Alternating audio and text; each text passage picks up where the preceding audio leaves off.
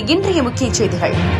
Missionary traders association 9வது ஆண்டு பொதுக்குழு கூட்டம் மற்றும் பதவியேற்பு நிகழ்ச்சி கோவை அவினாசி சாலையில் உள்ள கிராண்ட் ரிஜென்ட் ஹோட்டலில் மிஷனரி ட்ரேடர்ஸ் அசோசியேஷன் 9ஆம் ஆண்டு பொதுக்குழு கூட்டம் மற்றும் புதிய நிர்வாகிகள் பதவியேற்கும் நிகழ்ச்சி நடைபெற்றது. நிகழ்ச்சிக்கு சிறப்பு விருந்தினராக லயன்ஸ் கிளப் முன்னாள் சர்வதேச இயக்குனர் KG ராமகிருஷ்ணமூர்த்தி கலந்து கொண்டார்.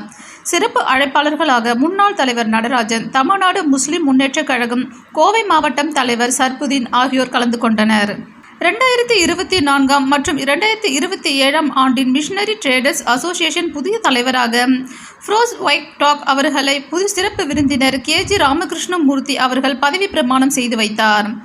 மிஷனரி ட்ரேடர்ஸ் அசோசியேஷன் செயலாளராக சலீம், பொருளாளர் கார்த்திக், துணைத் தலைவர்கள் ஜெம்பாபு, முத்துராமன், துணை செயலாளர்கள் இப்ராஹிம், ஜெயராமன், PRO முத்துசாமி, ஆலோசகர் JR ரத்தன் ஆகியோர் புதிய நிர்வாகிகளாக பதவியேற்றுக் கொண்டனர். தொடர்ந்து நடைபெற்ற மிஷனரி ட்ரேடர்ஸ் அசோசியேஷன் 9ஆம் ஆண்டு பொதுக்குழு கூட்டத்தில் பல்வேறு தீர்மானங்கள் நிறைவேற்றப்பட்டது. தொடர்ந்து 2024 மற்றும் 2027 ஆண்டிற்கான புதிய கையேடுகளை சிறப்பு விருந்தினர்கள் மற்றும் மிஷனரி ட்ரேடர்ஸ் அசோசியேஷன் நிர்வாகிகள் வெளியிட்டனர்.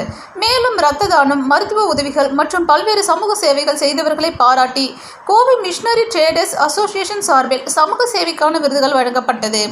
இதில் சிறந்த சமூக சேவைக்கான விருது தமிழ்நாடு முஸ்லிம் முன்னேற்ற கழகம் கோவை மத்திய மாவட்டத்தின் நிர்வாகத்திற்கு வழங்கப்பட்டது. இதில் சங்கத்தின் உறுப்பினர்கள் 200க்கும் மேற்பட்டோர் கலந்து கொண்டு நிகழ்ச்சியை சிறப்பித்தனர். செய்திக்காக கோவையிலிருந்து முகமது சாஜிதீன்.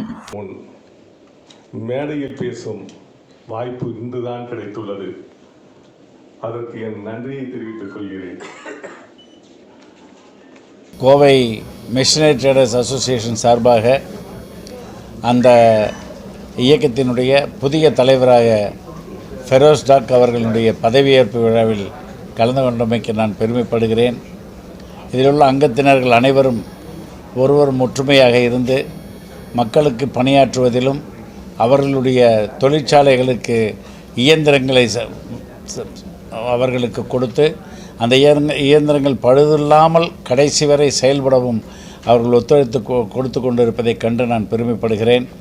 அவர்கள் ஒவ்வொருவரும் ஒற்றுமையாக செயல்படுவதையும் கண்டு நான் பாராட்டுகிறேன். உடனடி முன்னாள் தலைவர் அன்பிற்குரிய நடராஜன் அவர்களும் அற்புதமாக பணியாற்றி இன்றைக்கு ஓய்வு பெற்றிருக்கின்றார்கள். புதிதாக வரவிருக்கின்ற தலைவர் ஃபெரோஸ் டாக் அவர்கள் சுமார் 40 ஆண்டு காலமாக சமுதாய பணிகளை இணைத்து கொண்டு பொருளையும் ஈட்டி வருகிறார்கள்.